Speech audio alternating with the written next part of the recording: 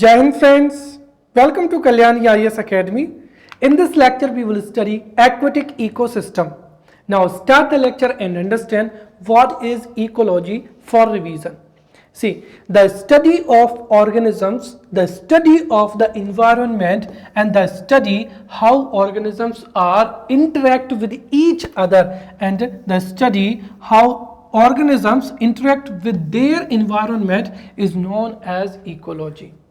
And the term ecology was first used by Ernest Haeckel in 1869, right? और in the previous lecture we have understood this in depth और इस lecture में मैं आपको बस short में रिवाइज करा रहा हूं.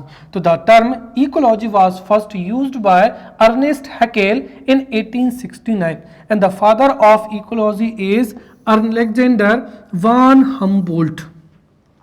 तो Alexander von Humboldt was the first person जिन्होंने इकोलॉजी के बारे में स्टडी की थी, इसीलिए Alexander von Humboldt is considered as the father of ecology. But जो मॉडर्न स्टडी है वो किसने की थी? ईपी ओडम ने. Therefore the modern father of ecology is EP Odum. And in India ecology के ऊपर जो है डिटेल स्टडी प्रोफेसर रामदेव ने की थी. Therefore right the father of ecology in Indian context is professor Ramdev Mishra. Right, now understand what is ecosystem.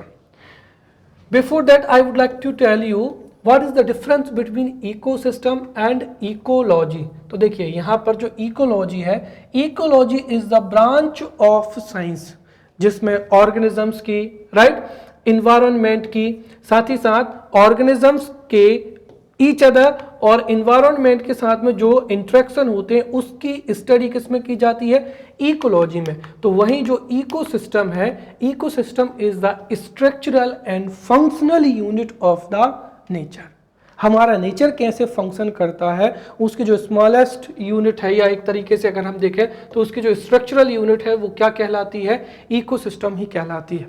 Right, so an ecosystem is the structural and functional unit of nature, right, where living organisms interact among themselves and also with their surrounding physical movement. तो ecosystem वह structural unit है जिसमें organisms क्या करते हैं? Survive करते हैं, right, एक दूसरे के साथ में इंटरेक्ट करते हैं. वहीं जो ऑर्गेनिजम्स है वो अपने सराउंडिंग्स के साथ में या एनवायरनमेंट के साथ में क्या करते हैं? इंटरेक्ट भी करते हैं. तो सीधा कहा जा सकता है an ecosystem is the structural and functional unit of nature where living organisms interact with each other, right, also with their surrounding physical environment. Or the term ecosystem was first used in 1935 by A.E. Townsley. Right, we were studying the types of ecosystem and in the previous lecture we have studied artificial ecosystem as well as the terrestrial ecosystem. Right, in this lecture we have to focus the aquatic ecosystem. To understand the ecosystem properly, let's revise the types of ecosystem. Right, तो जो ecosystem है, ecosystem को mainly हम दो भागों में divide कर सकते हैं, natural ecosystem and man-made ecosystem और artificial ecosystem. What is difference between natural and artificial? See, simply the ecosystem which occurs in nature naturally उसको क्या कहा जाता है? नेचुरल इकोसिस्टम कहा जाता है. Right, so the ecosystem which occurs naturally is known as natural ecosystem and the ecosystem which is created और developed by humans is known as man made और आर्टिफिशियल इकोसिस्टम. नाउ जो artificial ecosystem है उसको भी दो parts में classify किया जा सकता है. The first is artificial ecosystem depend on less solar energy, which means ऐसा इकोसिस्टम जिसकी फंक्शनिंग के लिए लेस सोलर एनर्जी रिक्वायर्ड होती है. The example is agricultural forms. Right, जैसे फैडी फील्ड हो जाएगी जहां पर जो है क्रॉप्स को ग्रो किया जाता है, तो वो भी क्या हो जाएगा, एक मैन मेड या आर्टिफिशियल इकोसिस्टम होता है जिसमें क्रॉप को ग्रो किया जाता है और ग्रेन्स को प्रोड्यूस किया जाता है। तो artificial ecosystem depend on less solar energy. The first is agricultural forms, second artificial pond, and third is aquaculture. Now ecosystem depend on fossil fuel, तो fossil fuel पर जो डिपेंड आर्टिफिशियल सिस्टम होता है, ये आर्टिफिशियल इकोसिस्टम होता है, उसमें एक तो अर्बन इकोसिस्टम हो जाएगा, देन क्या हो जाएगा यहाँ पर industrial ecosystem. Now let's talk about natural ecosystem. So the ecosystem which occurs naturally, उसको ही natural ecosystem कहा जाता है। And natural ecosystem is divided or classified into terrestrial and aquatic ecosystem. जो terrestrial ecosystem है, this is also known as land ecosystem, and aquatic ecosystem is also known as water ecosystem, right? What, why? See, simple. The ecosystem, ये हम कह सकते हैं कि the natural ecosystem which occurs or develops on the surface of the earth or on the land of the earth is known as land ecosystem or terrestrial ecosystem. वहीं the ecosystem which occurs or develops in water is known as water ecosystem or aquatic ecosystem. जो terrestrial ecosystem है वो वहाँ पर जो organisms हैं उनके आधार पर जो है 3 पार्ट में जो है या 3 में क्लासिफाई किया जाता है। So terrestrial ecosystem is classified in forest ecosystem, grassland ecosystem and desert ecosystem, जिनको हमने प्रीवियस लेक्चर में बहुत ही डिटेल में जाकर स्टडी किया था, राइट। तो यहां से भी कई प्रकार के एमसीक्यूज बन सकते हैं, right. So keep revising whatever we have studied. Now focus on water और एक्वेटिक इकोसिस्टम। तो जो अब हम यहां से जो है आज का जो लेक्चर जो हमको पढ़ना है वो हम अब शुरू करते हैं, इसको बहुत ही डिटेल में पढ़ेंगे, राइट। चलिए, तो सबसे पहली चीज तो ये है कि जो एक्वेटिक इकोसिस्टम है on the basis of salinity, right, ये हम ये कहें on the basis of content of salt, this aquatic ecosystem is further classified into fresh water ecosystem, right, brackish water ecosystem and marine ecosystem. अब if the content of salt, or we can say that content of salt or salinity is between 0 to 5 ppt. What is the meaning of ppt here? Ppt means part per thousand, right? Part per thousand, right? Let's say कि जो aquatic ecosystem है उसमें 1000 parts हैं, तो 1000 जो particle हैं इनमें से साल्ट पार्टिकल कितने हैं, राइट। तो टोटल 1000 पार्टिकल्स में से साल्ट के पार्टिकल कितने हैं उस आधार से ही या इस प्रकार से सैलिनिटी को मेजर किया जाता है, right. So if the salt content और salinity is between 0 to 5 ppt, then this is known as fresh water ecosystem, right. Second यहां पर हो जाएगा ब्रैकिश और transitional ecosystem. So the salt content और salinity of ecosystem lies between 5 ppt to 35 ppt, उसको ही क्या कहा जाता है, ब्रैकिश वाटर इकोसिस्टम या ट्रांजिशनल इकोसिस्टम कहा जाता है। क्योंकि यदि 35 ppt से अधिक सैलिनिटी होगी तो फिर उसको क्या बोला जाता है, मराइन जो है मराइन क्या बोला जाता है, वाटर बोला जाता है। तो थर्ड जो इकोसिस्टम होगा वो कौन सा होगा, मराइन इकोसिस्टम होगा, right. So if ecosystem occurs or develops in marine water, or we can say that in a water where the salinity or salt content is above 35 ppt, तो उसको ही क्या बोला जाता है, मरीन इकोसिस्टम बोला जाता है। नाउ हम इन तीनों को फर्दर और भी ज़्यादा डिटेल में पढ़ेंगे, राइट। तो सबसे पहली चीज तो क्या हो जाएगा यहाँ पर, एक्वेटिक इकोसिस्टम हो जाएगा। एक्वेटिक इकोसिस्टम की डेफिनेशन क्या है, जैसे अगर एमसीक्यू में पूछा जाए तो सिंपली है, right, an ecosystem, right, an ecosystem which occurs और develops in water, right, in water or water bodies. So a ecosystem, right, sorry, an ecosystem which occurs or develops in water bodies or water is known as aquatic ecosystem. और जो aquatic ecosystem है उसको mainly 2 सब groups में और total 3 सब groups में क्या किया जाता है, क्लासिफाई किया जाता है। सबसे पहली चीज क्या है, फ्रेश वाटर इकोसिस्टम, जिसकी सैलिनिटी या सॉल्ट कंटेंट जिसमें नॉमिनल होता है, जो कि किस में पाया जाता है, रिवर्स में पाया जाता है, लेक्स में पाया जाता है एंड पोन्ड्स में पाया जाता है। अब एग्जाम्स में जो एमसीक्यूज हैं वो कई प्रकार से फ्रेम भी हो सकते हैं। जैसे क्वेश्चन पूछा जा सकता है कि which type of ecosystem occurs in lakes, right? Or you would have 3 options: freshwater ecosystem, marine ecosystem, brackish water ecosystem, और option D none of the above।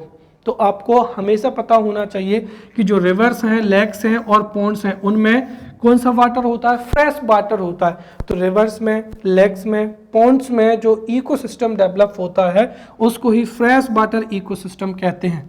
Then second, marine ecosystem, जो कि ऐसे water में develop होता है जहां पर salinity बहुत ज़्यादा होती है या 35 ppt से क्या होती है, ज़्यादा होती है। And this occurs in oceans, seas, estuary as well as mangroves, right. तो ओशियंस में या अगर हम कह गए तो जो सी है इसमें होती है। जो एस्चुरी और मैंग्रोव्स है इनमें स्पेशली अगर हम देखें तो जो ब्रैकिश है, brackish ecosystem, right, brackish ecosystem के जो एग्जांपल्स हैं वो हो जाएंगे एस्चुरी है, मैंग्रोव्स है और क्या हो जाएगा, वेटलैंड, राइट। तो ये यहां पर जो है ये इसका एग्जाम्पल हो जाएगा ब्रैकिश वाटर का, right.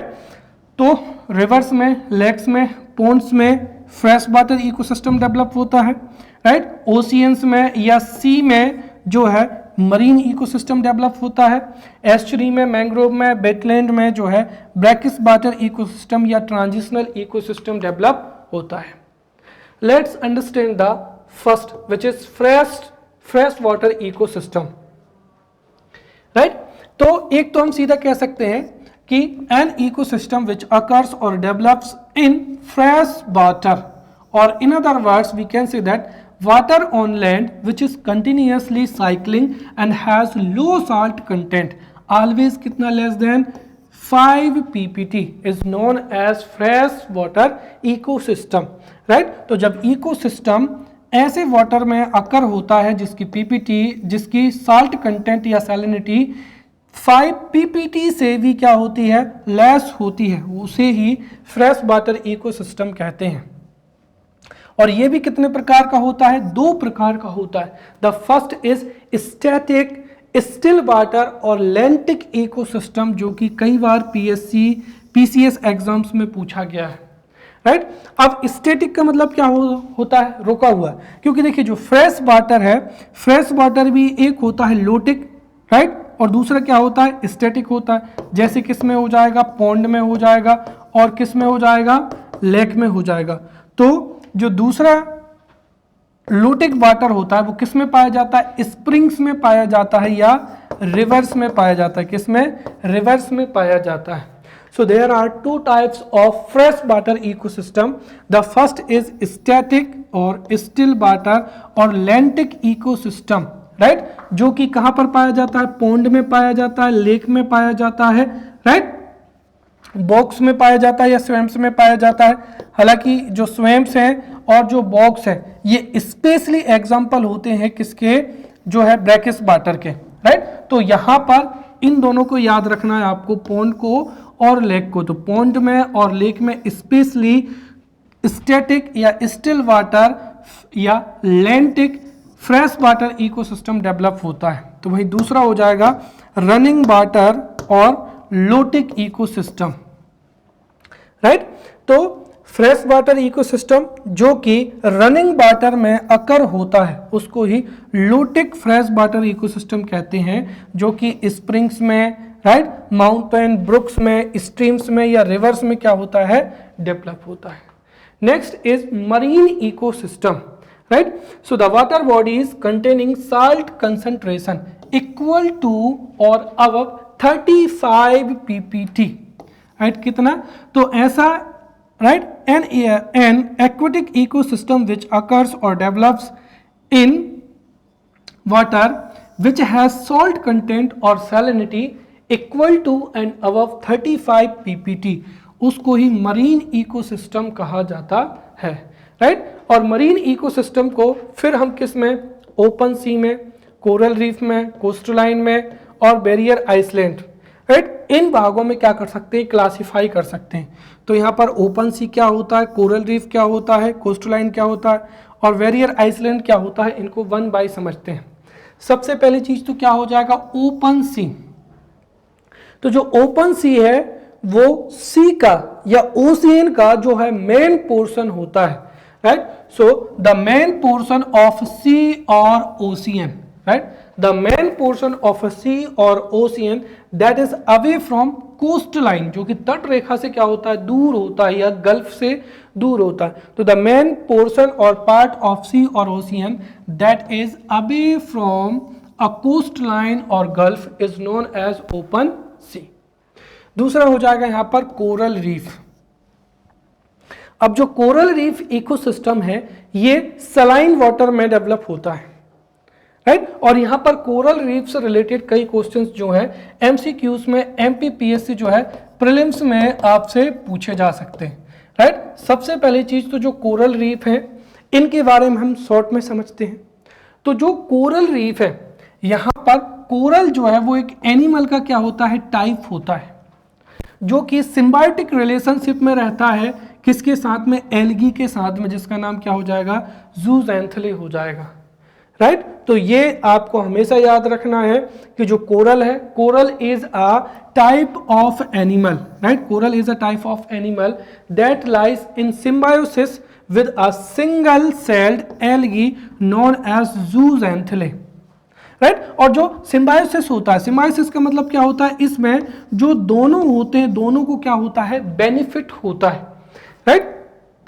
In this symbiosis the zooxanthellae provides food, जो सिंगल सेल्ड एल्गी है। अब आपको देखो इन चीजों को मगअप करने की रिक्वायरमेंट नहीं, आपको सीधा पता होना चाहिए कि जो एल्गी है इनमें क्लोरोफिल पाया जाता है, तो एल्गी में क्लोरोफिल पाया जाता है and because of this algae synthesize their own food in the presence of sunlight, right। तो यहां पर जो सिंगल सेल्ड एल्गी जूज़ैंथले है ये फोटोसिंथेटिक होती है, which means जूज़ैंथले synthesize their own food, और ये जो जूज़ैंथले है ये फूड को क्या करती है, प्रोवाइड करती है, और इन रिटर्न जो कोरल है वो जूज़ैंथले को हैबिटेट प्रोवाइड करता है। इस तरह से इस सिम्बायोसिस रिलेशन से दोनों ही क्या होते हैं, बेनिफिट को प्राप्त करते हैं।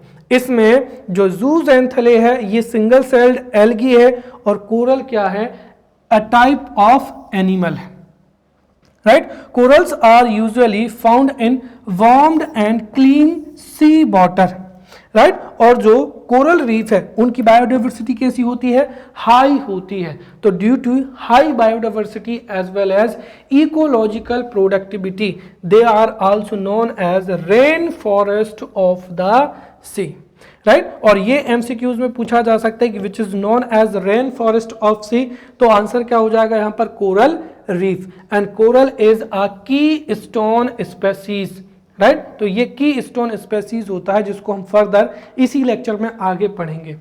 नेक्स्ट क्या हो जाएगा, बैरियर आइसलैंड हो जाएगा, right. So barrier islands are formed by the sedimentation of soil in sea, right. जैसे ये पूरा का पूरा क्या हो जाएगा, सी एरिया हो जाएगा।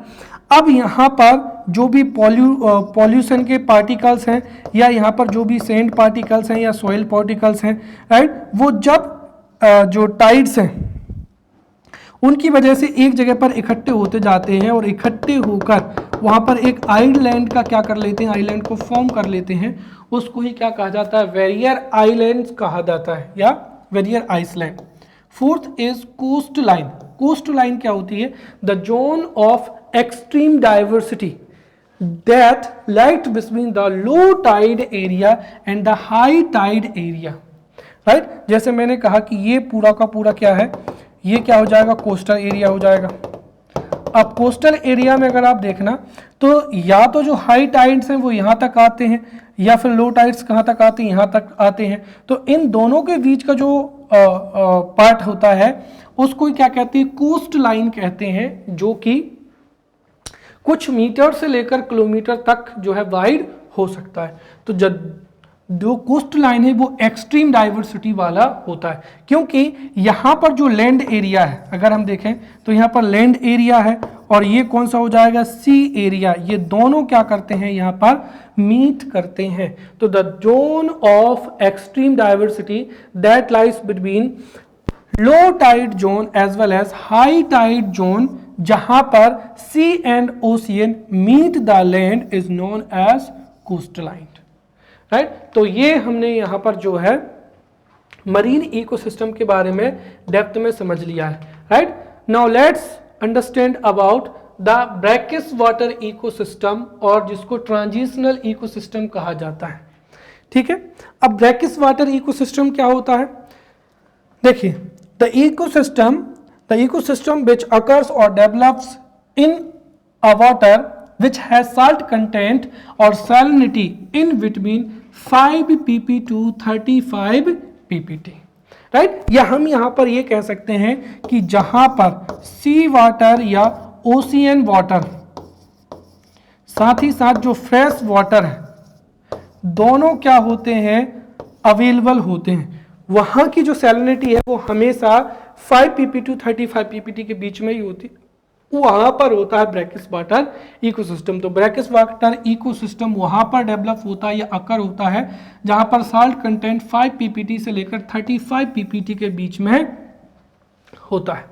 What are the examples? The first is estuary, then second is mangrove, third is wetland, right? और फिर वेटलैंड के भी कई प्रकार होते हैं, जैसे स्वैम्प है, मार्स है, फॉग है, और क्या हो जाएगा, फेन हो जाएगा। अब there are high chances that questions or MCQs from estuary, mangroves और wetland would be asked, right? और मैंने आपको पहले ही बताया है कि चूंकि जो फॉरेस्ट सर्विसेज एग्जाम है वो सिविल सर्विसेज के साथ ही होते हैं, इसलिए अगर डेप्थ में क्वेश्चन पूछे गए तो जो है स्वैम्प से, मार्स से, बॉग से, या जो फेन है इससे भी क्वेश्चन पूछा जा सकता है। So let's study about estuary. What is estuary? See, estuary is a special place which is strongly affected by the tidal effects and where river, sea and land come together to form a special natural place। अब जो estuary है, estuary को समझने के लिए आपको दो चीजें समझनी है। सबसे पहली चीज तो ये है कि ये लैंड और सी, लैंड और रिवर एवं सी का क्या होता है, मीट होता है। जैसे मैंने कहा कि ये यहाँ पर क्या हो जाएगा, लैंड इकोसिस्टम हो जाएगा, और ये यहाँ पर क्या हो जाएगा, वाटर इकोसिस्टम हो जाएगा। तो पहली चीज तो ये है कि this is the transitional zone of land ecosystem as well as water ecosystem. And second thing कि ये जो है फ्रेश वाटर इकोसिस्टम, एंड यहाँ पर आपको क्या मिलेगा, मरीन इकोसिस्टम। तो यहाँ पर मरीन इकोसिस्टम है, तो यहाँ पर क्या है, फ्रेश वाटर इकोसिस्टम। इन दोनों का ट्रांजिशन जो पीरियड है वो किस में मिलता है, एस्चुरी में मिलता है, क्योंकि यहाँ से जो रिवर्स है, रिवर्स में क्या होता है, फ्रेश वाटर होता है, और ये फ्रेश वाटर जाके किस में जो है, किसी न किसी सी में या ओशियन में जाकर क्या होता है, मिलता है। तो यहाँ पर जो है सैलिनिटी एक तो 5 pp to 35 ppt के बीच में होती है, साथ ही साथ इसमें जो मरीन इकोसिस्टम है और फ्रेश वाटर जो सिस्टम है और जो लैंड इकोसिस्टम है, उन सब के जो कैरेक्टरिस्टिक्स हैं वो इसमें जो है पाए जाते हैं। इसीलिए एक स्पेशल टाइप का क्या होता है, इकोसिस्टम होता है। तो estuary is a special place which is strongly affected by a tidal action and where river, sea and land come together to form a special natural place, right? जहां पर estuary क्या होती है, डेवलप होती है। जो एस्चुरी है वो tropical rain forest and coral reefs के साथ साथ ये वर्ल्ड के मोस्ट प्रोडक्टिव साइट्स मानी जाती हैं, राइट? क्योंकि यहाँ की जो इकोलॉजिकल डाइवर्सिटी होती है वो ज़्यादा होती है, साथ ही साथ प्रोडक्टिविटी भी क्या होती है, ज़्यादा होती है। तो the world's most productive sites किसको माना जाता है, एस्चुरी को माना जाता है। Now what are the characteristics of estuary, और जो कि एग्जाम में एमसीक्यूज के रूप में पूछी जा सकती हैं। सो let's study the characteristics of estuary. The first is, जो एस्चुरी है वो वाटर को क्या करती हैं, क्लीन करती हैं। कैसे? तो एस्चुरी में जो भी वाटर है, वाटर में जो भी सेडिमेंट्स होते हैं और पॉल्यूटेंट्स होते हैं, राइट? तो जो सेडिमेंट्स हैं और पॉल्यूटेंट्स हैं उनको एब्जॉर्ब कर लिया जाता है। In this way estuary makes water clean. Second, plants found in estuaries prevent coastal erosion and reduce the effect of sea storm. क्योंकि एस्चुरीज में ऐसे ट्रीज और श्रब्स पाई जाती हैं जिनकी रूट्स क्या होती हैं, बहुत स्ट्रॉन्ग होती हैं, और स्ट्रॉन्ग रूट्स की वजह से ही ये कोस्टल इरोजन को, साथ ही साथ जो सी स्टॉर्म्स हैं उनसे कोस्टल एरिया को क्या करते हैं, प्रिवेंट करते हैं। Third, estuaries recharge the ground water, right? जो ग्राउंड वाटर टैली है उनको रिचार्ज करने में एस्चुरी इंपॉर्टेंट रोल प्ले करती हैं। साथ ही साथ estuaries with their wetlands, creeks, lagoons, mangroves and sea grass beds are rich in natural resources including fisheries, right? तो इस तरीके से अगर हम देखें तो जो एस्चुरीज है वो पॉल्यूटेड वाटर को क्लीन बनाती हैं, साथ ही साथ ये कोस्टल इरोजन को क्या करती हैं, प्रिवेंट करती हैं, और सी स्टॉर्म से कोस्टल एरिया को प्रिवेंट करती हैं। थर्ड, ये ग्राउंड वाटर को रिचार्ज करती हैं, साथ ही साथ यहाँ पर जो है हाई डाइवर्सिटी पाई जाती है, नेचुरल रिसोर्सेज भी जो है पाए जाते हैं, राइट? ये सब एस्चुरी के क्या हो जाएंगे, इंपॉर्टेंस हो जाएंगे। Now let's talk about mangrove. See, अगर मैं वन लाइन में मैंग्रोव को डिफाइन करना चाहूँ, so mangroves are those type of forest which are salt resistance, which means mangroves ऐसे ट्रीज होते हैं जो कि सलाइन वाटर में भी सर्वाइव कर सकते हैं। And mangroves represent a characteristics littoral near sea horse forest ecosystem, right? तो ये भी इनके बारे में जाना जाता था। ये दो इनके क्या होते हैं, स्पेशल कैरेक्टरिस्टिक्स होते हैं। एक तो ये लिटोरल या नियर सी शोर के जो पास है पाए जाते हैं, तो जहां पर सी होता है उसी कोस्ट लाइन के नियर जो है ये फॉरेस्ट सिस्टम क्या होता है, डेवलप होता है। तो ये सी शोर के नियर बाई डेवलप होता है, और साथ ही साथ इनकी जो स्पेशल कैरेक्टरिस्टिक्स हैं कि ये सॉइल रेजिस्टेंट होते हैं, विच मीन्स ये सलाइन वाटर में भी क्या कर सकते हैं, सर्वाइव कर सकते हैं। तो mangrove forest are those type of ecosystem which are salt resistance and represent a characteristics littoral, right? Littoral ecosystem या ऐसा इकोसिस्टम जो सी शोर के पास में अकर होता है, राइट? जो मैंग्रोव्स हैं ये एवरग्रीन फॉरेस्ट होते हैं that grow in sheltered low lying coast, right? तो जो सी कोस्ट होते हैं वहां पर या एस्चुरीज में या मड फ्लैट्स में या टाइडल क्रीक बैक वाटर्स में, राइट? या मार्सेस में, लगून्स में जो है क्या होते हैं, ये डेवलप होते हैं। तो ये एवरग्रीन फॉरेस्ट होते हैं जो कि सी शोर के नियर एस्चुरीज में, मड फ्लैट्स में या टाइडल जो क्रीक्स बैक वाटर्स होते हैं उनमें क्या होते हैं, डेवलप होते हैं। इनका अगर इंपॉर्टेंस देखें तो ये कोस्टल इरोजन, जो कोस्टल सॉइल इरोजन होता है उसको रोकते हैं। क्यों? क्योंकि जो मैंग्रोव्स होते हैं, right, mangroves has interconnected roots.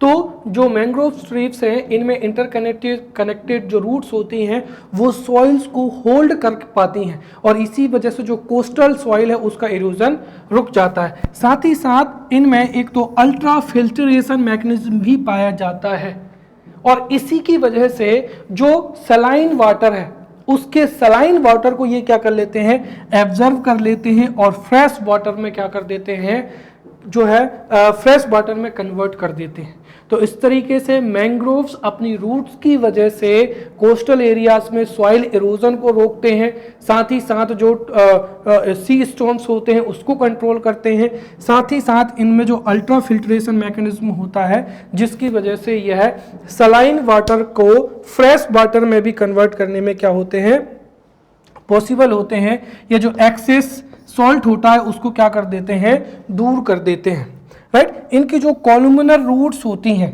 Help the mangroves to stand in the water and respiratory जो रूट्स होती हैं वो रेस्पिरेशन के लिए इंपॉर्टेंट करती हैं। जो मैंग्रोव्स हैं वो 3 प्रकार के होते हैं, जैसे red mangroves, right, black mangroves and white mangroves. What are the benefits of mangroves? तो पहला क्या हो जाएगा यहाँ पर कि देखिए जो मैंग्रोव्स हैं, मैंग्रोव्स में इंटरकनेक्टेड कॉलुमिनर रूट्स एंड जो है कॉलुमिनर रूट्स एंड रेस्पिरेटरी रूट्स पाई जाती हैं, और इन्हीं रूट्स की वजह से यह सलाइन वाटर में, राइट, सरवाइव कर पाते हैं, और जो कॉलुमिनर रूट्स हैं इनकी वजह से यह वाटर में भी क्या कर सकते हैं, स्टैंड हो पाते हैं। और इसी की वजह से यह जो कोस्टल लैंड्स हैं उसको सुनामी से, हरिकेन्स से, फ्लड से या सी स्टॉर्म से क्या कर सकते हैं, प्रोटेक्ट करते हैं। तो जो कोस्ट लाइन्स हैं, राइट, तो जो मैंग्रोव्स हैं, mangroves protect coastal lands from tsunami, hurricanes and floods. Second, जो मैंग्रोव्स हैं enhance the natural recycling of nutrients, right? Third, mangrove supports numerous flora, right, avifauna and wildlife. इसी वजह से यहाँ पर बायोडाइवर्सिटी भी डेवलप होती है। साथ ही साथ mangrove provide a safe and favourable environment for breeding, right, swapping and rearing of several fishes, right. साथ ही साथ जो मैंग्रोव्स हैं, mangroves are the most productive even more than grass and marine ecosystem, और यहाँ पर कॉम्प्लेक्स इकोसिस्टम क्या है, पाया जाता है। इनको नेचुरल वाटर प्यूरिफायर कहा जाता है। क्यों? क्योंकि ये जो सलाइन वाटर में जो एक्सेस सॉल्ट होता है उसको क्या कर देते हैं, एब्जर्व कर लेते हैं, राइट। ये फ्लड कंट्रोल में अपना इंपॉर्टेंट रोल प्ले करते हैं। साथ ही साथ जो ग्रीन हाउस इफेक्ट है उसको भी क्या करते हैं, लो करते हैं। देयरफॉर जो मैंग्रोव फॉरेस्ट हैं वो मोस्ट इंपॉर्टेंट होते हैं कोस्टल एरियाज के लिए। अगर हम इंडिया की बात करते हैं तो in India coral reefs, right, India में जो कोरल रीफ्स हैं वो अंडमान एवं निकोबार, लक्षद्वीप, गल्फ ऑफ मन्नार में जो है पाई जाती हैं। ठीक है, ये एक एक्स्ट्रा नोट है जो दरअसल आपको कोरल रीफ में मुझे बताना था, बट ये हो सकता है यहाँ पर जो है ये लिखा गया। तो आप याद रखें कि जो कोरल रीफ्स हैं वो अंडमान निकोबार के अलावा भी गल्फ ऑफ कच्छ है, गल्फ ऑफ मन्नार है, लक्षद्वीप है, इनमें पाए जाते हैं, राइट। और उसी तरीके से अगर हम देखें तो जो मैंग्रोव्स हैं जिनके बारे में अभी हमने पढ़ा, ये भी बहुत ही इंपॉर्टेंट रोल प्ले करते हैं। तीसरा यहाँ पर हो जाएगा वेटलैंड। ठीक है, तो वेटलैंड भी जो है ब्रैकिस वाटर इकोसिस्टम में ही अकर होते हैं, और हम कह सकते हैं कि वेटलैंड क्या होते हैं। तो यहाँ पर अगर आप देखें तो यहाँ पर जुड़ा है लैंड्स, और वेट का मतलब हम एक तरीके से कह सकते हैं गीला। तो मतलब ऐसे एरियाज जहां पर जो है वाटर हमेशा क्या होता है, अवेलेबल होता है, या जहां पर सॉइल के साथ साथ क्या होता है, वाटर होता है, उनको ही क्या कहा जाता है, वेटलैंड कहा जाता है। ठीक है, या हम कह सकते हैं कि ये पीटलैंड होते हैं, राइट, जिसमें वाटर पाया जाता है, या मार्स होते हैं, राइट। तो wetlands are areas of marsh or peatland with water that is static or floating, fresh, brackish, saline, including areas of marine water and depth of which at low tide does not exceed 6 meter। कुल मिलाकर ऐसे land area जहां पर water जो है या तो constantly या फिर सीजनली अकर होता है उसको ही क्या कहा जाता है, वेटलैंड कहा जाता है। ये आप अंडरस्टैंडिंग के लिए याद रखें। ठीक है, तो wetlands are areas of marsh और पीटलैंड विद वाटर, और जो वाटर दैट इज स्टैटिक और फ्लोइंग, चाहे वो फ्रेश हो, ब्रैकिश हो, right, including areas of marine water, right, the depth of which, अगर मरीन वाटर है तो उसकी डेप्थ कितनी होनी चाहिए, the depth of which at low tide does not exceed to 6 meter. Wetlands are transitional zones between terrestrial and aquatic ecosystem. देखिए जो terrestrial ecosystem है वो अर्थ की सरफेस पर या लैंड पर क्या होता है, अकर होता है। एक्वाटिक इकोसिस्टम जो है वाटर में अकर होता है, राइट। और जहां पर लैंड और वाटर दोनों के ही कैरेक्टरिस्टिक्स पाए जाते हैं वहां पर क्या होता है, वेटलैंड होता है। तो जो वेटलैंड है ये ट्रांजिशनल जोन होता है टेरेस्ट्रियल एंड एक्वाटिक इकोसिस्टम के बीच में। जो वेटलैंड है उसको हम फर्दर क्या कर सकते हैं, क्लासिफाई कर सकते हैं। द फर्स्ट इज मरीन और कोस्टल वेटलैंड्स। तो ऐसे वेटलैंड्स जो कोस्टल एरियाज में अकर्स होते हैं या जिनमें मरीन वाटर जो है स्पेशली पाया जाता है उनको हम कोस्टल वेटलैंड्स या मरीन वेटलैंड्स के नाम से जानते हैं। देन ऐसे वेटलैंड्स जो कि सी शोर से दूर होते हैं उनको इनलैंड वेटलैंड्स कहा जाता है। तो मरीन या कोस्टल वेटलैंड्स में गल्फ और स्ट्रेट आ जाते हैं, राइट। गल्फ और straight, second coral reef, third estuary, lagoon और मैंग्रोव्स।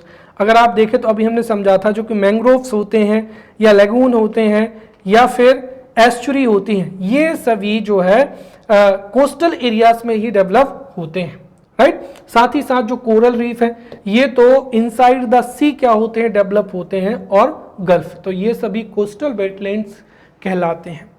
इनलैंड वेटलैंड्स में एक तो आ जाता है delta, then creek, then lake या क्या हो जाएगा, पॉन्ड आ जाएगा, फिर मार्स है, बॉग है, एंड क्या हो जाएगा, स्प्रिंग हो जाएगा।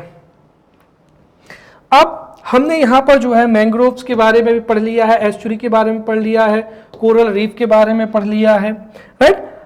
अब हमको जो यहाँ पर जो है स्वैम्प के बारे में, मार्स के बारे में, बॉग और फेन के बारे में भी समझ लेना चाहिए, क्योंकि यहाँ से MCQs जो है वो फॉर्म हो सकते हैं। या ये भी आपको जो है पता होना चाहिए कि स्वैम्प में और मार्स में या बॉग में या फेन में क्या क्या अंतर होता है, ठीक है। चलिए तो सबसे शुरू में हम समझते हैं स्वैम्प में। तो स्वैम्प में here such trees are predominantly found which are adapted to survive in stagnant water।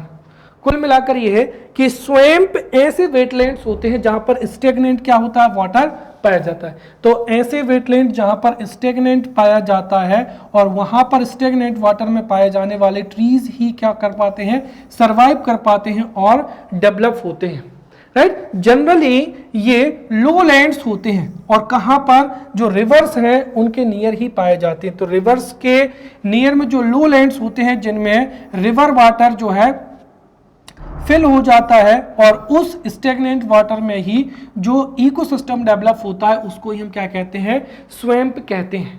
Therefore, these are also known as flood submerged forest। और ये MCQs के लिए मोस्ट इंपॉर्टेंट है अगर पूछा जाए, which is known as flood submerged forest. और आपके पास में ऑप्शन हो मार्स का, बॉग का या स्वैम्प का, तो your answer would be swamp, right. अगर हम देखें तो ये स्टेगनेंट वाटर में ही डेवलप होते हैं, यहाँ पर स्टेगनेंट वाटर पाया जाता है। The depth of water here is greater then in Mars. तो जो मार्स है उनसे ज्यादा जो डेप्थ है पाई जाती है। साथ ही साथ यहाँ पर न्यूट्रिएंट्स पाए जाते हैं, और न्यूट्रिएंट्स पाए जाते हैं तभी तो यहाँ पर जो है फॉरेस्ट्स क्या होते हैं, डेवलप होते हैं, या ट्रीज या जो श्रब्स हैं वो डेवलप होती हैं। नेक्स्ट क्या हो जाएगा, यहाँ पर मार्स हो जाएंगे, राइट। अब मार्स ऐसे वेटलैंड्स होते हैं जो कि, राइट, सरफेस रन ऑफ या रेनफॉल जो वाटर है उससे इनको क्या होता है, वाटर प्राप्त होता है, राइट। जो स्वैम्प है, जो रिवर होती हैं, तो रिवर्स के नियर बाई जो भी लो लैंड होते हैं वहां पर जब रिवर वाटर फिल हो जाता है और जो स्टेगनेंट वाटर होता है उसमें ही क्या डेवलप होते हैं, स्वैम्प डेवलप होते हैं।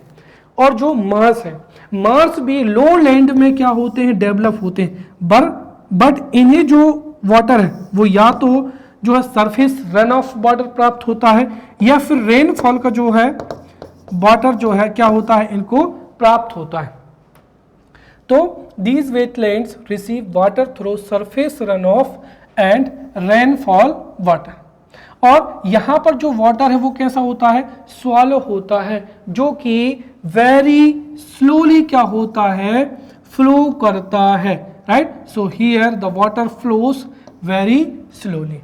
यहाँ पर वीड्स और ग्रास क्या होती है, डेवलप होती है, राइट। और ये स्पेशली जो माउथ ऑफ रिवर है या डेल्टास है वहां पर क्या होते हैं, पाए जाते हैं। तो ये जो मार्स है, marsh are generally found at the mouths of river and deltas.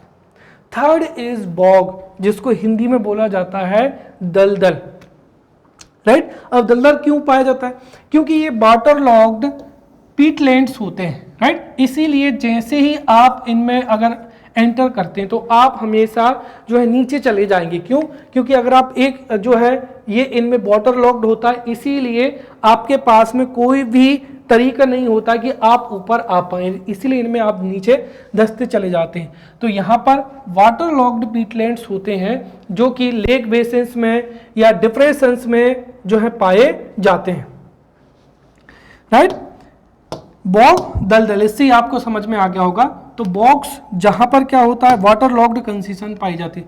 So bogs are waterlogged peatlands in old lake basins और डिप्रेशंस इन द लैंडस्केप्स। तो जहां पर डिप्रेशंस होते हैं वहां पर जब कई समय तक जो है वाटर स्टेगनेंट हो जाता है तो वाटर लॉक्ड पीटलैंड्स में वो कन्वर्ट हो जाता है, जिससे ही बॉग क्या होते हैं, फॉर्म होते हैं, राइट। और यहां पर जो वाटर है वो रेनफॉल से ही क्या होता है, प्राप्त होता है।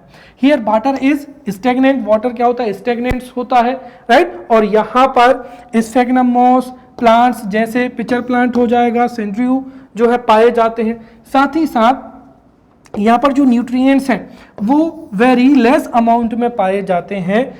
साथ ही साथ जो rate of decomposition of plant है वो भी क्या होती है, बहुत स्लो होती है।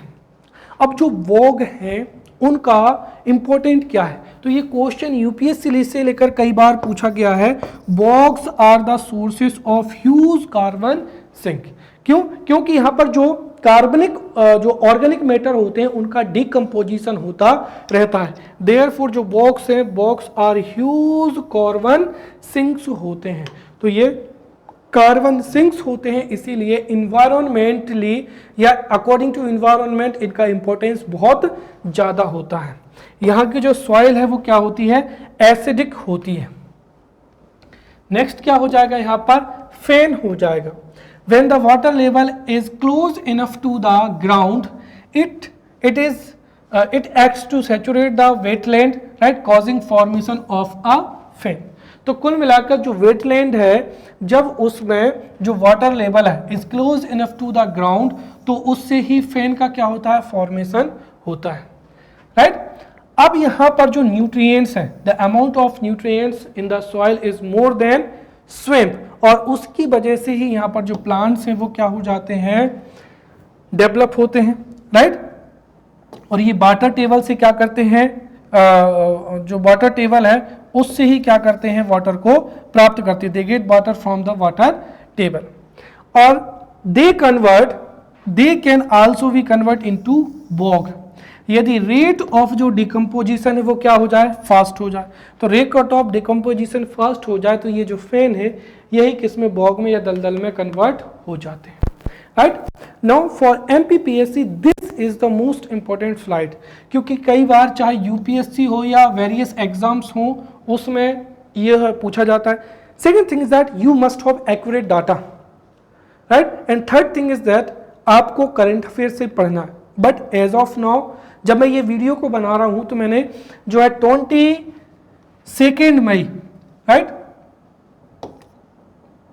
या आप याद रखिए कि ये मई 2020 तक का जो है लेटेस्ट डाटा है, जो कि मैंने जो है गवर्नमेंट वेबसाइट से लिया है। So this data is authentic, right, and fully updated. तो ये जो डाटा है अपडेटेड है और ऑथेंटिक है, इसलिए इस डाटा को अगर आप याद कर लेते हैं तो आप बहुत से क्वेश्चन को जो है एग्जाम में सॉल्व कर पाएंगे। सबसे पहली चीज तो ये है कि आगे जाकर जो है हम रामसर साइट्स के बारे में भी समझेंगे, बट अगर एज ऑफ नाउ आप समझें कि इंडिया में टोटल वेटलैंड्स कैसे हैं, ध्यान रखना, पहला क्वेश्चन पूछा जा सकता है कि how many wetlands are there in India. तो इंडिया में टोटल वेटलैंड्स कितने हैं, 1225। So there are 1225 total wetlands in India, and out of these 1225, 75 जो वेटलैंड्स हैं उनको रामसर साइट में क्या किया गया है, इंक्लूड किया गया है। तो इंडिया में टोटल वेटलैंड्स कितने हैं, राइट, 1225। टोटल रामसर साइट्स कितनी है, 75 है। साथ ही साथ जो टोटल 1225 वेटलैंड्स हैं उनमें से सिग्निफिकेंट वेटलैंड कितने हैं, 115। क्लियर। तो इस तरीके से अदर है 1035।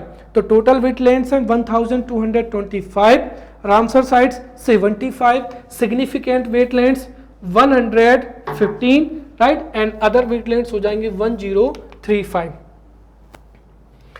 अब यहाँ पर जो पूरी की पूरी टेबल दी हुई है, और इस पूरी की पूरी टेबल को आपको बहुत अच्छे से जो है स्टडी करना है। जैसे अगर हम बात करते हैं आंध्र प्रदेश में, तो आंध्र प्रदेश में जो है रामसर साइट के नाम यहाँ पर जो है लिखे हुए हैं, राइट। तो आंध्र प्रदेश में कौन सी रामसर साइट है, मैं जो है आपको जो है बताता जाता हूँ। तो सबसे पहले अगर हम बात करते हैं आंध्र प्रदेश की, आंध्र प्रदेश में कोलेरू लेक, असम में दीपोर लेक है, बिहार में कबरताल वेटलैंड है, गुजरात में कितने हैं, 4, राइट। नल सरोवर, राइट, तो गुजरात में नल सरोवर, फिर बधवाना, थो लेक वाइल्ड लाइफ सेंचुरी और खिजादिया वाइल्ड लाइफ सेंचुरी, ये कहाँ पर है, गुजरात में है। गोवा में नंदा लेक हो जाएगी, हरियाणा में Sultanpur national park and Vindawas wildlife sanctuary, और ये लेटेस्ट है क्योंकि इनको 2021 में इंक्लूड किया गया है, राइट। तो Sultanpur national park and Vindawas wildlife जो सेंचुरी है इनको 2021 में जो है किस में, रामसर साइट में इंक्लूड किया गया है। फिर हिमाचल प्रदेश में Pong dam lake, right, Chandratal lake and Renuka wetland. फिर जम्मू एंड कश्मीर की बात करते हैं तो बूलर लेक, राइट, फिर सुरिनसार मानसर लेक एंड हो केरा वेटलैंड, राइट, फिर हेगाम वेटलैंड कंजर्वेशन रिजर्व, एंड फिर क्या हो जाएगा यहाँ पर सेलवाग वेटलैंड कंजर्वेशन रिजर्व। और ये भी अगर आप देखते हैं तो इनको भी 2022 में, राइट, इस समय, तो इन तीनों को 2020 में अपडेट किया गया है। इसका मतलब ये तीनों बहुत ही क्या है, इंपॉर्टेंट है। एक कौन सी हो जाएगी यहाँ पर, हाईगाम वेटलैंड कंजर्वेशन रिजर्व, जो कि कहाँ पर है, जम्मू एंड कश्मीर में है। फिर सालवाग वेटलैंड कंजर्वेशन रिजर्व, ये भी कहाँ पर है, जम्मू एंड कश्मीर में है। और फिर क्या हो जाएगा, रंगाथीटू, राइट, तो जो रंगाथीटू वाइल्ड सेंचुरी है उसको भी 2020 में वेटलैंड में रामसर साइट में जो है इंक्लूड किया गया है, राइट। फिर उसके बाद में अगर केरला की बात करते हैं तो अष्टमुडी, फिर संस्थान कोटा लेक हो जाएगा, और फिर क्या हो जाएगा, बेम्बनाट कोल वेटलैंड हो जाएगा, ठीक है। फिर लद्दाख में सोकर वेटलैंड हो जाएगा और सो मुरिरी लेक हो जाएगा। मध्य प्रदेश में क्या हो जाएगा, भोज वेटलैंड हो जाएगा। ध्यान रखना, अब मध्य प्रदेश की तो हमको चारों के चारों पता होनी ही चाहिए। तो मध्य प्रदेश में कौन से हो जाएगा, भोज, तो मैं यहाँ पर लिख देता हूँ भोज वेटलैंड को कब जोड़ा गया है, यहाँ पर 2002 में। यहाँ पर देखिए ये 2002 में क्या किया गया है, भोज वेटलैंड को। तो भोज वेटलैंड्स को रामसर साइट में कब इंक्लूड किया गया है, 2002 में। और ये तीन जो हैं करंट अफेयर्स के क्वेश्चन फॉर्म होंगे। तो 2002 में भोज वेटलैंड को जोड़ा गया है। फिर जो है 2022 में सिरपुर तालाब या सिरपुर जो पौंड था, तो सिरपुर पौंड को 2020 में, फिर सांख्य सागर को और यशवंत सागर को, राइट। तो सिरपुर, सांख्य सागर और यशवंत सागर, इन तीनों को 2020 में रामसर साइट में इंक्लूड किया गया है, राइट। इसी तरीके से अगर आप और भी देखें तो महाराष्ट्र में नंदौर हो जाएगा, लोनार लेक हो जाएगा, थानी क्रीक हो जाएगा। ये जो तीनों हैं ये कहाँ के हो जाएंगे, महाराष्ट्र के। मणिपुर में एकमात्र हो जाएगा लोकटक लेक, जो कि मॉन्ट्रिक्स रिकॉर्ड में भी है। मिजोरम में पाला वेटलैंड हो जाएगा। ओडिशा में Chilka, Bhitarkanika, right, Satkoshia, Tampara, right, Hirakund, right, and Ansupa lake, ये सभी ओडिशा के हो जाएंगे। पंजाब में हो जाएगा Harike, right, Kanjli, Ropar lake, right, Beas conservation reserve, right, and Keshopur mini community reserve हो जाएगा, and Nangal wildlife sanctuary हो जाएगी पंजाब में। राजस्थान में क्या हो जाएगी, यहाँ पर केवलादेव नेशनल पार्क, और ये भी मॉन्ट्रेक्स रिकॉर्ड में है, और संभर लेक हो जाएगा। तमिलनाडु में पॉइंट कैलीमीर हो जाएगा। फिर कुंताकुलम बर्ड सेंचुरी हो जाएगा। फिर चित्रंगुडी राइट, चित्रंगुडी बर्ड सेंचुरी हो जाएगा। फिर करीकिली बर्ड सेंचुरी हो जाएगा, एंड पिचावराम, राइट, मैंग्रोव सेंचुरी हो जाएगा यहाँ पर। ये सभी जो हैं, इन दोनों को कब जोड़ा गया, 2022 में। किसको, एक तो हो जाएगा करीकिली बर्ड सेंचुरी हो जाएगा, एंड सेकंड हो जाएगा पिचावराम, राइट, मैंग्रोव। इन दोनों को 2020 में जो है रामसर साइट में इंक्लूड किया गया है। इसके अलावा भी क्या हो जाएगा, पलाईकनाई मार्स, राइट, तो पलाईकनाई मार्स रिजर्व फॉरेस्ट हो जाएगा। Gulf of Mannar marine biosphere reserve हो जाएगा 2020, राइट। फिर बेम्बोनूर वेटलैंड कॉम्प्लेक्स हो जाएगा, विलोड बर्ड सेंचुरी हो जाएगा, राइट। फिर उधाया मर्थाडमपुरम बर्ड सेंचुरी हो जाएगा, ठीक है। फिर वेदांतथंगल बर्ड सेंचुरी हो जाएगा, तो वेदांतथंगल बर्ड सेंचुरी 2022 में, राइट। फिर सुचिंद्रम थिरोर वेटलैंड कॉम्प्लेक्स हो जाएगा, एंड बिडुवुर बर्ड सेंचुरी, राइट। फिर कांजीरंगकुलम, तो कांजीरंगकुलम जो बर्ड सेंचुरी है ये भी 2020 में। तो ये सारी जो बर्ड सेंचुरी है या एक तरीके से जो सेंचुरी है, ये रामसर साइट में 2022 में क्या की गई हैं, इंक्लूड की गई हैं। फिर त्रिपुरा में क्या हो जाएगा, रुद्र सागर। उत्तर प्रदेश में upper Ganga, Nawabganj, Parvati Agra bird sanctuary, Saman bird sanctuary, right, Samaspur bird sanctuary.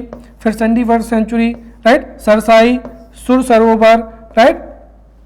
फिर हो जाएगा हैदरपुर वेटलैंड सेंचुरी हो जाएगा। फिर पैकीरा वाइल्ड लाइफ सेंचुरी हो जाएगा। उत्तराखंड की कौन सी हो जाएंगी, Assam, right, east Calcutta wetland. और बंगाल की कौन सी हो जाएगी, सुंदरवन वेटलैंड। तो इस तरीके से अगर आप देखें तो इंडिया में टोटल रामसर साइट्स कितनी हो जाएंगी, 75। तो टोटल रामसर साइट्स हो जाएंगी 75, और ये इंडियन गवर्नमेंट की जो है ऑफिशियल वेबसाइट से लिया गया है। तो ये पूरी तरीके से ऑथेंटिक डाटा है। एक बार आप इसको याद कर लेंगे तो आप जो है अपकमिंग एग्जाम्स में इस डाटा का यूज कर पाएंगे। चलिए अब हम जो है इकोसिस्टम से रिलेटेड कुछ और महत्वपूर्ण जो है टॉपिक्स को समझेंगे। सबसे पहला यहाँ पर हो जाएगा इकोटोन। इकोटोन क्या होता है, देखिए जब दो इकोसिस्टम होते हैं और उन दोनों इकोसिस्टम की बाउंड्री पर, जैसे मैंने कहा कि ये एक इकोसिस्टम हो जाएगा और ये क्या है, दूसरा इकोसिस्टम है, तो इन दोनों की जो बाउंड्री है यहाँ पर क्या है, जो इकोसिस्टम होता है उसको ही क्या कहते हैं, इकोटोन कहते हैं। इसमें इकोसिस्टम फर्स्ट के भी जो फ्लोरा एंड फौना है या ऑर्गेनिजम्स हैं वो यहाँ पर सर्वाइव कर पाते हैं, इसके कैरेक्टरिस्टिक्स भी यहाँ पर पाए जाते हैं। इसीलिए इकोटोन में क्या पाया जाता है, ईज इफेक्ट पाया जाता है, जहाँ की बायोडाइवर्सिटी क्या होती है, हाई होती है। तो an ecotone is an area that acts at a boundary. तो इकोटोन एक ऐसा एरिया होता है that acts as a boundary और a transitional, right, transition between two ecosystem, right. और जिसका एग्जांपल क्या हो सकता है, मार्शलैंड हो सकता है। तो जो इकोटोन है वो एक ऐसा एरिया होता है that acts as a boundary और a transition between two ecosystem. जैसे क्या हो जाएगा, मार्शलैंड हो जाएगा जो कि रिवर का और साथ ही साथ किसका, रिवर बैंक का ट्रांजिशन या बाउंड्री होती है।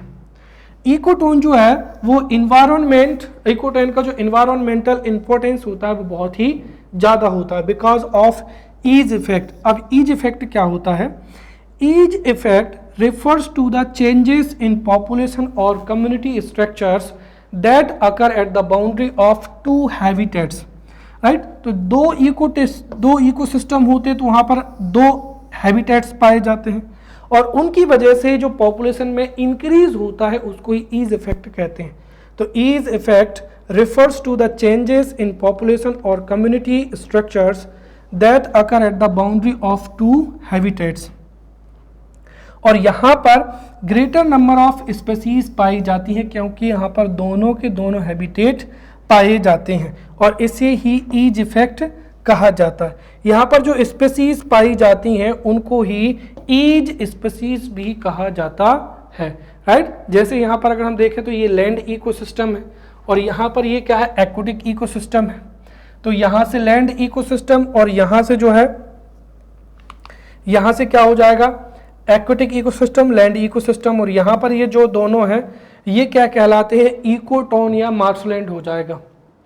चलिए अब हम जो है यहाँ पर फूड चेन के बारे में समझते हैं, राइट। फूड चेन क्या होती है, तो फूड चेन एक ऐसी इवेंट्स का ऑर्डर होता है जिसमें प्रोड्यूसर्स अपने भोजन को सिंथेसाइज करते हैं, फिर उनको जो प्राइमरी कंज्यूमर है वो कंज्यूम करते हैं, उनको सेकेंडरी कंज्यूमर करते हैं, फिर उनको टॉप जो कार्निवोर है वो क्या करते हैं, कंज्यूम करते हैं। और इस पूरे के पूरे जो सिस्टम है इसको ही क्या कहा जाता है, फूड चेन कहा जाता है। तो food chain refers to the order of events in an ecosystem where one living organism eats another organism and later that organism is consumed by larger organism, right। जैसे कि अगर हम देखें तो इकोसिस्टम में जो प्रोड्यूसर्स होते हैं, producers synthesise their own food, फिर उन प्रोड्यूसर्स को प्राइमरी कंज्यूमर के द्वारा जैसे ग्रासहोफर के द्वारा कंज्यूम किया जाता है, फिर प्राइमरी कंज्यूमर को सेकेंडरी कंज्यूमर के द्वारा जैसे माउस के द्वारा कंज्यूम किया जाता है, फिर माउस को जो टर्सरी कंज्यूमर है या जो टॉप कंज्यूमर है उसके द्वारा क्या किया जाता है, कंज्यूम किया जाता है। इस तरीके से जो फ्लो ऑफ न्यूट्रिएंट्स है और जो एनर्जी है वो एक ऑर्गेनिज्म से दूसरे ऑर्गेनिज्म तक होता रहता है। तो फूड चेन में the flow of nutrients and energy from one organism to another at a different trophic level, right, forms a food chain. तो इसको दूसरे तरीके से कह सकते हैं, the flow of nutrients and energy from one organism to another at different trophic level forms a food chain, right. जो food chain है वो किसी भी इकोसिस्टम में फीडिंग पैटर्न को या फिर रिलेशनशिप बिटवीन लिविंग ऑर्गेनिजम्स को क्या करता है, बताता है। तो फूड चेन से जो फीडिंग पैटर्न है या फ्लो ऑफ एनर्जी है या रिलेशनशिप बिटवीन लिविंग ऑर्गेनिज्म है उसको हम अंडरस्टैंड कर सकते हैं। Now most important trophic level जो है एमसीक्यूज में पूछा जा सकता है। ट्रॉपिक लेवल क्या होता है उसको समझते हैं। तो देखिए trophic level two refers to the sequential stages in the food chain, जिसमें अब हमने यहाँ पर देखा था कि जो ट्रॉपिक लेवल है ये एक सीक्वेंशियल क्या होती है, स्टेज होती है। देखिए जो फूड चेन है, फूड चेन में हमेशा यहां पर अगर हम तो देखें तो जो प्रोड्यूसर है ये क्या करते हैं, जो प्रोड्यूसर होते हैं वो हमेशा सीक्वेंस में सबसे पहले आते हैं। क्यों? क्योंकि यही तो क्या करते हैं, अपना फूड जो है सिंथेसाइज करते हैं, फिर इनको प्राइमरी कंज्यूमर खाएंगे। इस तरीके से फूड चेन डेवलप होती है।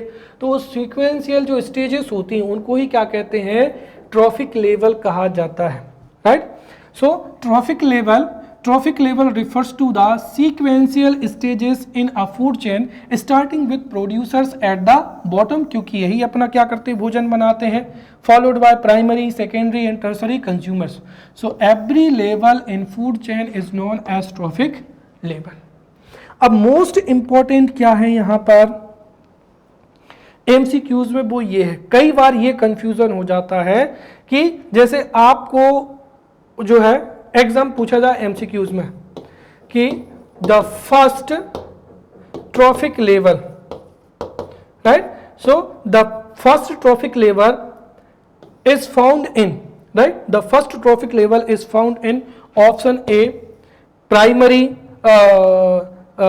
Consumer, option B secondary consumer, option C third consumer, option D producers. तो अब कंफ्यूजन हो जाएंगे कि जो प्राइमरी ट्रॉपिक लेवल है वो किस में पाया जाता होगा, प्राइमरी कंज्यूमर में, फर्स्ट ट्रॉफिक लेवल है वो हमेशा जो किसमें प्राइमरी कंज्यूमर में ही पाया जाता होगा, और इस तरीके से आपका आंसर क्या हो जाएगा, गलत हो जाएगा।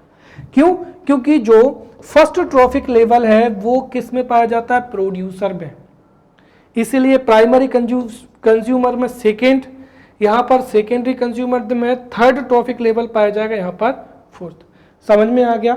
आपको कंफ्यूजन नहीं होना है, राइट। जो फर्स्ट ट्रॉफिक लेवल है वो प्राइमरी कंज्यूमर में नहीं पाया जाता है, बल्कि किस में पाया जाता है, प्रोड्यूसर में, राइट।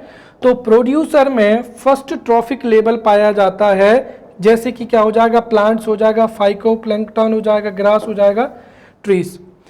फिर जो प्राइमरी कंज्यूमर्स हैं, प्रोड्यूसर्स को जो कंज्यूम करते हैं उनको प्राइमरी कंज्यूमर्स कहा जाता है, और प्राइमरी कंज्यूमर्स में सेकेंड ट्रॉफिक लेवल पाया जाता है जिनको हर्बीवोरस कहते हैं, जैसे जू प्लैंक्टन हो जाएगा, ग्रास होपर्स हो जाएगा, या काउ। फिर सेकेंड जो कंज्यूमर्स हैं जो कि फर्स्ट कंज्यूमर को कंज्यूम करते हैं उनमें थर्ड ट्रॉफिक लेवल पाया जाता है जिनको कार्निवोर कहते हैं, राइट। जैसे क्या हो जाएगा, वर्ड्स हो जाएगा और फिशेस। अगर हम एक्वेटिक इकोसिस्टम की बात करते हैं तो फाइकोप्लैंक्टन हो जाएंगे, उनको जू प्लैंक्टन खाते हैं, उनको कौन खाती हैं, फिशेस। फिर टर्सरी कंज्यूमर, तो इनमें फोर्थ ट्रॉपिक लेवल पाया जाता है, अर्थात इनको टॉप कॉर्निवोर भी कहा जाता है, जैसे मैन एंड क्या हो जाएगा, लायन, राइट। नाउ हम समझते हैं वेव। वेव क्या होती है, food web. Several interconnected food chains, right, is known as food web. तो कई जो इंटरकनेक्टेड फूड चेन होती हैं उससे फूड वेव क्या होती है, फॉर्म होती है। तो several interconnected food chains form a food wave, right? And a food wave is similar to a food chain, but the food wave is comparatively larger than a food chain. तो जो food web है वह food chain के समान ही होती है, but जो food web है वो क्या होती है, लार्जर होती है। और ये इसीलिए होता है क्योंकि कई बार एक ऑर्गेनिज्म को कंज्यूम करने वाले जो कंज्यूमर्स होते हैं वो कई ज़्यादा होते हैं, राइट। एग्जाम्पल के लिए अगर हम देखें जो सिंगल ऑर्गेनिज्म है उसको कई ऑर्गेनिजम्स के द्वारा कंज्यूम किया जाता है। जैसे यहाँ पर ग्रास है, राइट। ग्रास को जो है ग्रास होपर क्या करता है, कंज्यूम करता है। अब हो सकता है कि इस जो ग्रास होपर से इसको फ्रॉग कंज्यूम कर ले, तो ये एक जो है, और इसको ये कंज्यूम कर ले, तो इस तरीके से ये क्या बन जाएगी, यहाँ से लेकर यहाँ तक एक फूड चेन है। बट ये भी पॉसिबिलिटी है कि इस फ्रॉग को स्नेक कंज्यूम कर सकता है और स्नेक को फिर ये काइट, तो इस तरीके से ये यहाँ से लेकर यहाँ तक ये दूसरी फूड चेन बन जाएगी। फिर तीसरी चीज है, इसको जो है ये कंज्यूम कर सकती है, ठीक है। तो इस तरीके से कई जो है इंटरकनेक्टेड फूड चेन्स होती हैं, राइट। तो several interconnected food chains form a food web, right? So in this way we have studied aquatic ecosystem as well as some important topic regarding ecosystem. In the upcoming lecture we will study the functioning of ecosystem. We will meet in upcoming lecture. Till then, thank you.